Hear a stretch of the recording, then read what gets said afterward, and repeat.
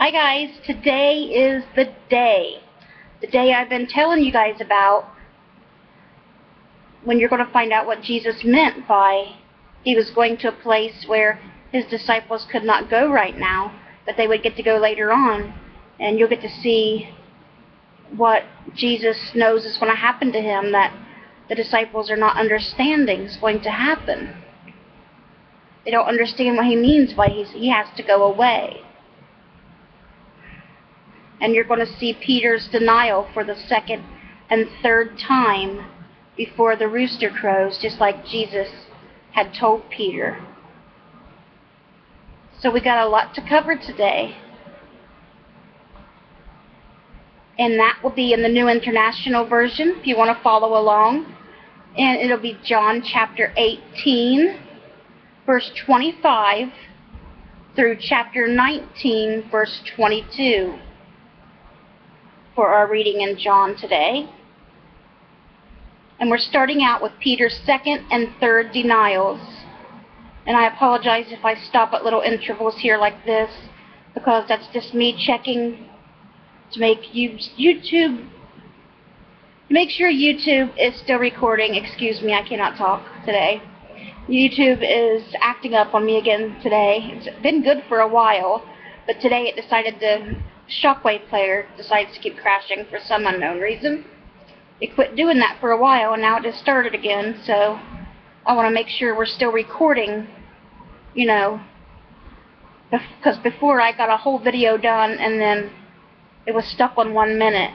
It only covered 1 minute of it, and I had to do it like 3 different times, so, yeah, so I'm going to try to keep up with it this time. My eyes are really watery today, so I'm sorry if I end up looking like a raccoon. It is a hot one. I just turned the air on. It is hot. It's supposed to be in the 90s all week, guys.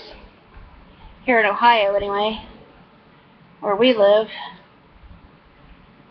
Whew, too hot for me. Alright. Let's go ahead and get started with Peter's second and third denials. Meanwhile, Simon Peter was still standing there warming himself, you know, where he was warming himself by the fire when Jesus was led in to the king. So they asked him, "You aren't one of his disciples too, are you?" He denied it, saying, "I am not." One of the high priest's servants, a relative to the man whose ear Peter had cut off, challenged him. "Didn't I see you with him in the garden?" And Peter denied it. And at that moment, a rooster began to crow, just like Jesus had said. And Peter knew it. As soon as that rooster crowed, Peter knew. He seen Jesus look back at him, and he looked at Jesus. And then Peter breaks down.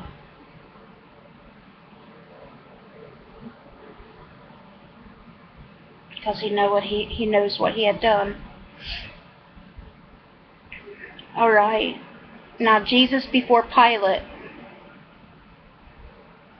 Pilate did not want to do this to Jesus. But as you see, that's what the people wanted. It's like Jesus says, the world hates him. And the world will hate us for believing in him and loving in him. But he is not of the world. And if we are in him, we are not of the world either. So go ahead and let the world hate. Then the Jewish leaders took Jesus from Caiaphas to the palace of the Roman governor. By now it was early morning, and to avoid ceremony uncleanliness, they did not enter the palace, because they wanted to be able to eat the Passover.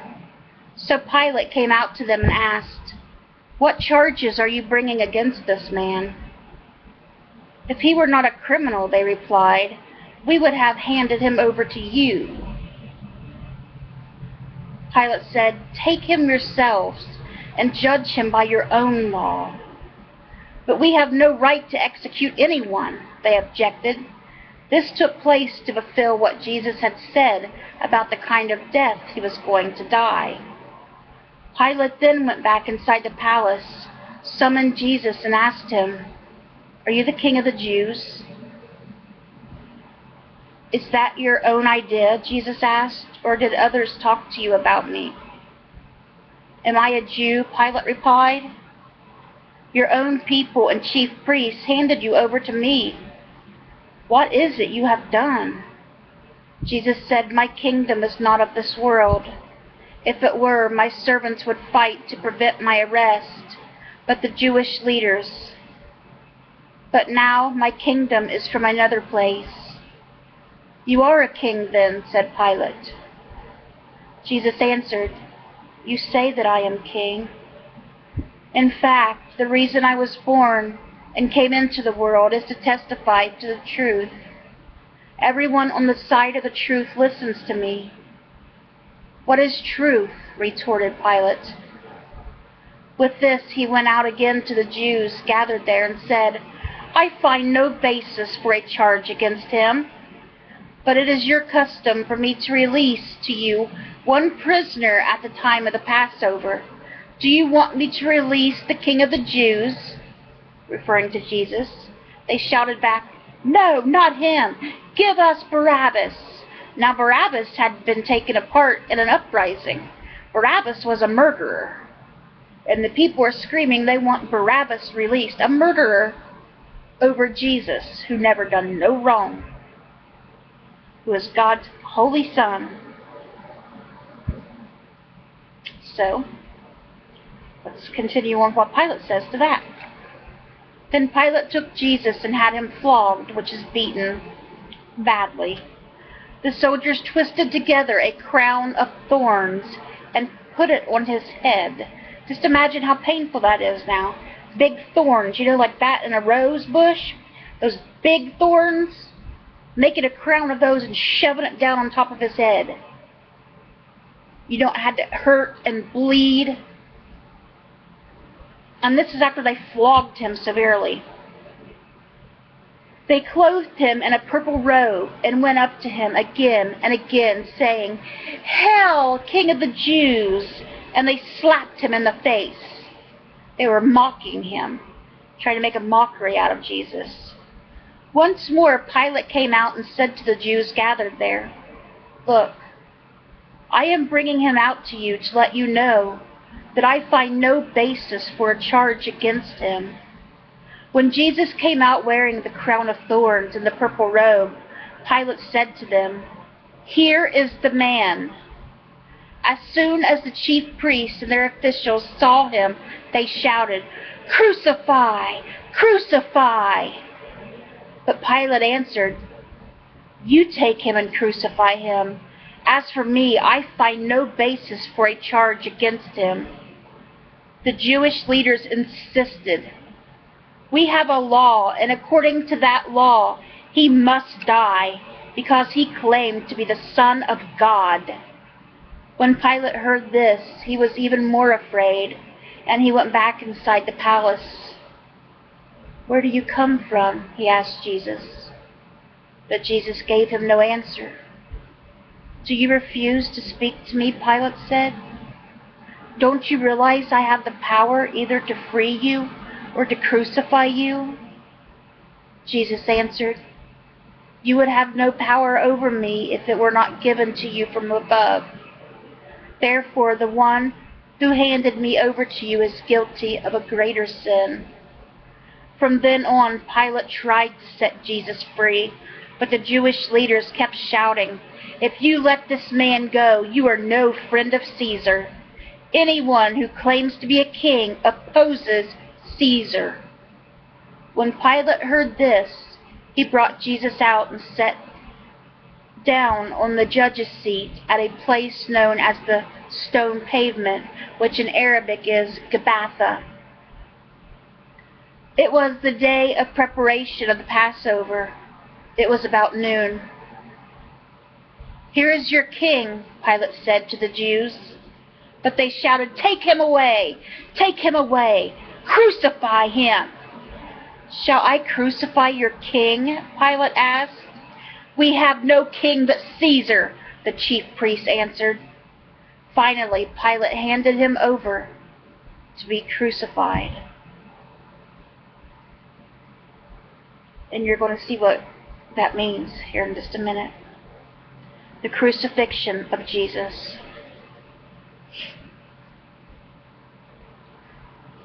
So the soldiers took charge of Jesus. Carrying his own cross, he went out to the place of the skull, which in Aramaic is called Golgotha. There they crucified him, and with him 2 others, one on each side, and Jesus in the middle. Which crucify means there's a piece of wood made into like a cross. They laid Jesus on it, put nails through his hands or wrists, spread him out, nailed his hands to the cross, and then took a big nail and ran him through his feet and nailed his feet to the cross. And they hung the cross up. They stuck it in the ground, lifted it up for everybody to see Jesus hang there and die. And he had 2 criminals on either side of him that had committed crimes, but Jesus had done nothing. But this is the will. This is what Jesus done for us.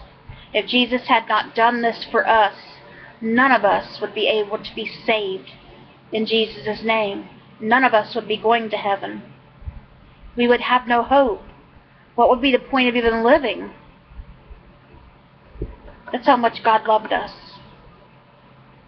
That he sent his only Son to die for our sins.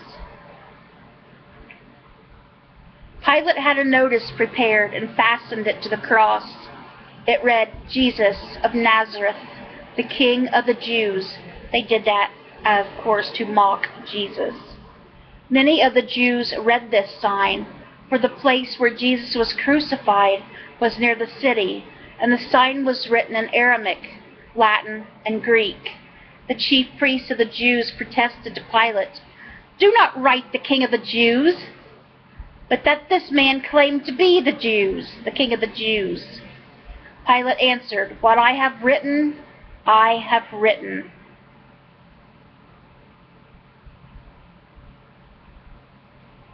And that's where we're going to stop with John for today. You'll see tomorrow what happens, God willing.